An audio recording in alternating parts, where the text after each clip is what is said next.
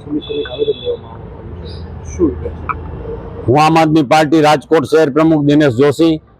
આજે રાજકોટમાં કાયદો અને વ્યવસ્થા એકદમ કથળી ગઈ છે।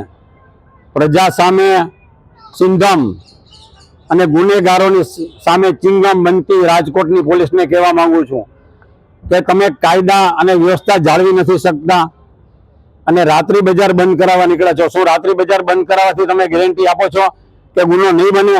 રાજકોટમાં અનેક ખૂનો થયા છે। તો આ પોલીસને હું કહેવા માંગુ છું કે તમે ત્યારે નેતાઓની ચાપલૂસી કરવા અને ઉઘરાણામાંથી નવરા નથી થતા, ત્યારે ગુના પ્રવૃત્તિ થાય છે।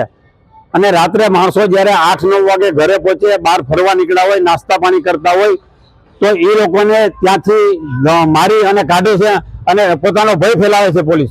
આવું શા માટે? સાથે સાથે પોલીસને ચાપલૂસી જે કરે, લુખ્ખા તત્વોને કાબૂમાં નથી લેવા અને પોલીસ પ્રજા સામે સિંધમ બનવા નીકળી છે। પોલીસની જે દાદાગીરી છે, ખરેખર દાદાગીરી કર્યા પ્રજા સામે, એને એમાં સખત વિરોધ છે। પોલીસ દીવાની દાજે કોડિયાને બટકા ભરે છે। આવું શા માટે? બીજી વસ્તુ કે ગુનાગારોને સામે કઈ કરતી નથી। રાત્રિ બજાર બંધ કરવાથી જો પોલીસ એમ કહેતી હોય તો ગુનાહિત પ્રવૃત્તિ અટકી જશે, તો અમે પણ એની સાથે છીએ। આ લોકો નાના નાના વેપારીઓ ધંધો કરતા હોય, પોતાનું પેટીયું રડતા હોય, તો એને શા માટે હેરાન કરો છો? ગુનેગારોને પકડતા નથી અને જ્યાં ઉઘરાણા કરો, રાજકોટમાં દારૂ આવે છે તો આ ઘટના બને છે, અને રાજકોટમાં દારૂ ક્યાંથી આવે છે? પહેલો પ્રશ્ન।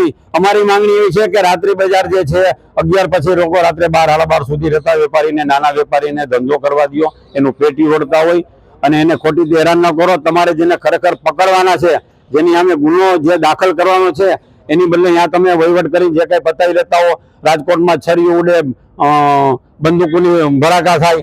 અમારી માંગણી એવી છે કે આ સરકાર, ભાજપ સરકાર જે છે, એના ઉપર પૈસા પહોંચાડવાનું બંધ કરો અને તમારી નેતાની ચાપલૂસી બંધ કરો।